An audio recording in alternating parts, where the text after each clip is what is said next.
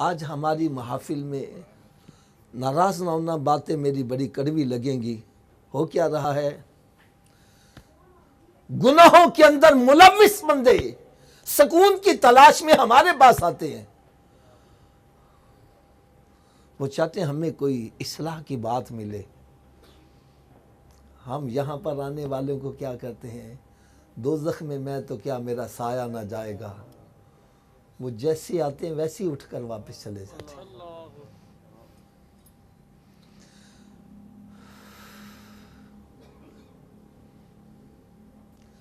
यार ये तो माशाल्लाह मुफ्ती साहब भी मौजूद हैं। ये शायद का तख़य्युल है ना, ये शायर का तख़य्युल एक तरफ है और दूसरी तरफ मेरे आका सल्लल्लाहु अलैहि वसल्लम का फरमान आलिशान है कि माँ बाप को इज़ा पहुँचाने वाला जन्नत में दाखिल नहीं होगा, कता रहमी करने वाला जन्नत में नहीं जाएगा। यार ये सरकार के फरमान पर कौन अमल करेगा। बेनमाजी की कब्र में आग भड़काई जाएगी, ये कौन बयान करेगा। बेनमाजी को कब्र इस तरह दबाती है कि उसकी पसलियां टूट फूट के एक दूसरे में पैवस्त हो, ये कौन सुनाएगा।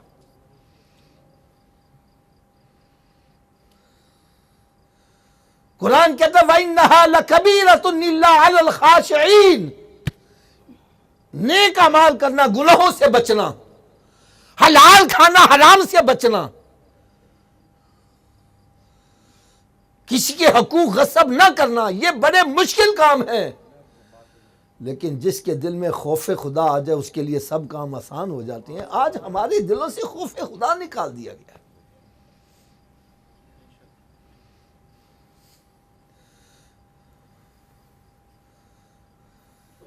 यार जितने भी हम यहां मौजूद हैं, किसी को दावा है कि मैं जन्नती हूं?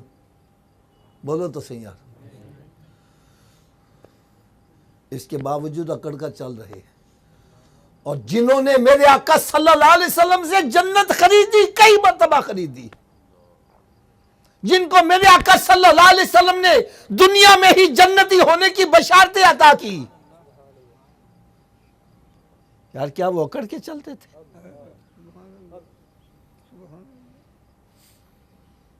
उनके अंदर खौफ का आलम क्या था।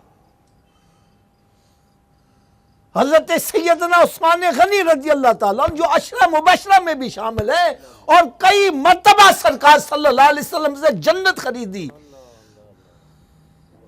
जो ज़ुन्नूरैन भी हैं। पूरी नस्ल इंसानियत में किसी उम्मती को यह शरफ हासिल नहीं है जो उनको हासिल है। लेकिन हालत क्या है, कहीं तशरीफ ले जा रहे हैं, कोई गड़ा नजर आता है, बेहोश होकर गिर जाते हैं। लोग आकर उठाते हैं, हज़रत जी की हो गया है? फरमाया इस गड़े को देखकर मुझे कब्र याद आ गई। और आज हम कब्रिस्तान में खड़े होकर सिगरेट पी रहे होती है, गप्पे लगा रही होती है, कब्रिस्तान में भी जाके हमें खौफ नहीं आ रहा।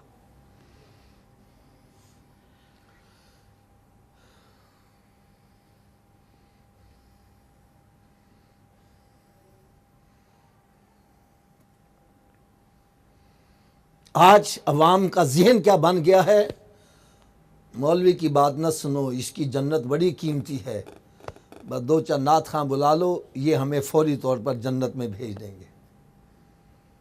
ऐसी ऐसी महाफिल जहां से उलमाए किराम को निकाल ही दिया गया।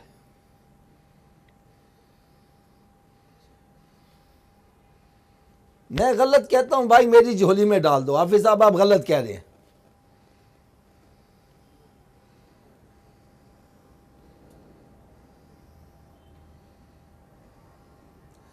इमाम गजाली रहमतुल्लाह ताला अलैह मुकाशफतुल कुलूब में ये हदीस मुबारक नकल फरमाते हैं कि ये अल्लाह ताला की शान नहीं है कि किसी पर दो खौफ इकट्ठे कर दे, और ये भी रब की शान नहीं है किसी पर दो बेखौफियां इकट्ठी कर दे।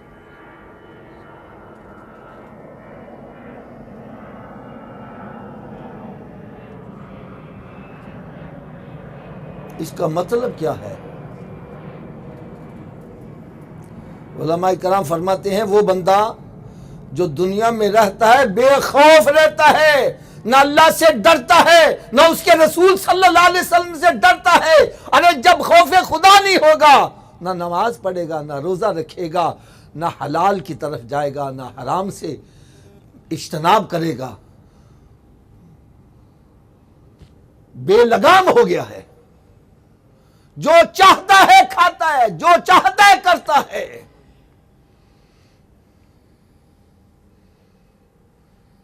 फरमाया जो दुनिया में बेखौफ रहता है, अब रब तआला उसको आखिरत में भी बेखौफ ही रखे।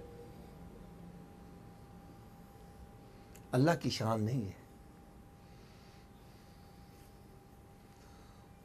और जो बंदा दुनिया में अल्लाह से डरता है, फूंक फूंक के कदम उठा रहा है, डरता है किसी की दिल आजारी ना हो जाए। इतना डरता है, इतना डरता है कि लोग मीठी नींद सो रहे हैं, ये रातों को जाग रहे हैं। वल्लज़ीना युबीतूना लिरब्बिहिम सुज्जदन व क़ियामा। ये कुरान की आयतें किन के लिए? हमारे लिए नहीं है।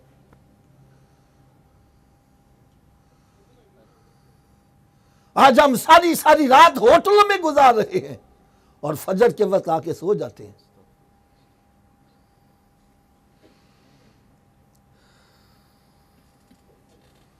लोग मीठी नींद सो रहे थे, ये अल्लाह की बारगाह में कभी क़याम की हालत में, कभी सजदे की हालत में रो रहे हैं। पता नहीं जो हमने नेकी की है वो कबूल भी है कि नहीं है।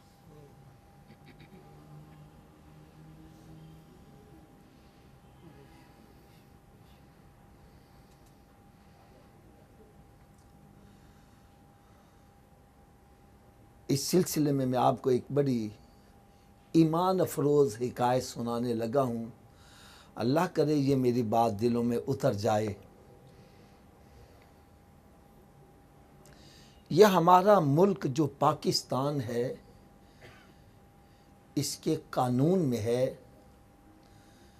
कि इलेक्शन 5 साल के बाद होंगे। यानी यहाँ पर इंतकाले इक़्तिदार मुंतकिल करने का तरीक़ा कार यह है कि वोटिंग होगी, जो जीत जाएगा उसको हुकूमत करने का मौका दिया जाएगा। 5 साल फिर गुजरे, फिर वोटिंग होगी, ये कामयाब हो जाए यही करे, वरना दूसरा करे। यही है ना जी। लेकिन फरमाते एक मुल्क का कुछ दस्तूर ऐसा था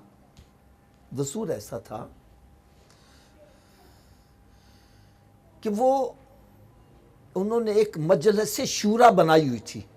मुअज़्ज़िज़ीन की एक जमात थी, वो जिसको चाहते बादशाह बना देते, जिसको पकड़ते बादशाह बना देते, और जिसको बादशाह बना देते तख्त पे बिठा देते, फिर 5 साल तक उसको खुली छुट्टी दे देते, जैसे मर्जी हुकूमत करे। लेकिन जब 5 साल का अरसा ख़त्म होने को आता, वो उस बादशाह को पकड़ते और जंगल बियाबान में छोड़ आते। अब उसको शेर खा जाए, चीता खा जाए, जंगली दरिंदे चीर फाड़ कर जाए, इसको दोबारा बस्ती में आने की इजाज़त नहीं होती थी। वापस आकर फिर नया बादशाह बना लेते। होता क्या, जो भी तख्त पर बैठता 5 साल तक खूब रंग रलियाँ, रक्स व सुरूर की महफिलें सज रही हैं, शराब के जाम चल रहे हैं, अय्याशी फहाशी हो रही है, डांस हो रहे हैं और लतीफ़े सुनाए जा रहे हैं, कहके लगाए जा रहे हैं। 5 साल तक वो खूब मौज मेला करता। लेकिन जब 5 साल का अरसा ख़त्म होने को आता, तो इसके चेहरे की रंगत उड़ना शुरू हो जाती। अब ये रोए, चिल्लाए, किसी के पांव पकड़े, मिन्नतें करे, कोई इसके ऊपर तरस नहीं खाता था। इसको उठाकर जंगल बियाबान में छोड़ के वापस आ जाते, फिर नया बादशाह बना लेते। ये सिलसिला चलता रहा। एक बादशाह अक्लमंद भी आ गया। कौन आ गया? मुझे बोलो जरा। अक्लमंद उसको क्यों कहा? वह जब वो तख्त पर बैठा तो उसने ऐशो इशरत नहीं की, शराब के जाम नहीं रक्स करवाए, रक्स सुरूर की महफिल मुनक्कद नहीं की, बल्कि तख्त पर बैठते ही इसने क्या किया, 5 साल के बाद जहां इन्होंने इसको छोड़ के आना था, उससे वहां बेहतरीन एक महल बना लिया और इस शहर से बेहतर वहां शहर आबाद कर लिया। ना इसने दिन का चैन देखा, ना रात की नींद देखी, और ना कोई जनाब खाने पीने का तवज्जो दी, बस शब रोज लगा ही रहा, लगा ही रहा, लगा ही रहा। 5 साल के बाद इस शहर से वो बेहतरीन शहर वहां बनाने में जब कामयाब हो गया, तो इसके जब 5 साल पूरे हुए, इसके चेहरे की रंगत उड़ी नहीं, चेहरे पे नूर आ गया है, सुकून आ गया है। इसको पता है अब ये मुझे जहां छोड़ने जा रहे हैं वहां मुझे उतारने वाला कोई नहीं होगा। बुजुर्ग फरमाते हैं, बंदे तुझे भी रब ताला ने कुछ अरसे के लिए यहां भेजा है।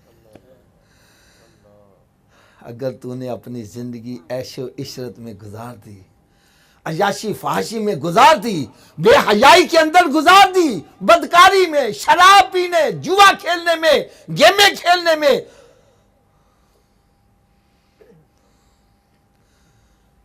मां बाप की नाफरमानी में, कता रहमी में वक्त गुजार दिया, जुए के अड्डे चला रहा है, बत्ते ले रहा है, जगह टैक्स वसूल कर रहा है। फरमाया जब इसको मौत आएगी, इसके घर वाले, चाहने वाले इस पर तरस खाएंगे। बोलो तो सही। इसको उठाकर कब्र में फेंक कर आ जाएंगे। अब कब्र में इस पर सांप मुसल्लत कर दिए जाए, इसमें आग भड़का दी जाए, इसको कब्र दबाए, इसको दोबारा पलट कर वापस बस्ती में आने की इजाजत है।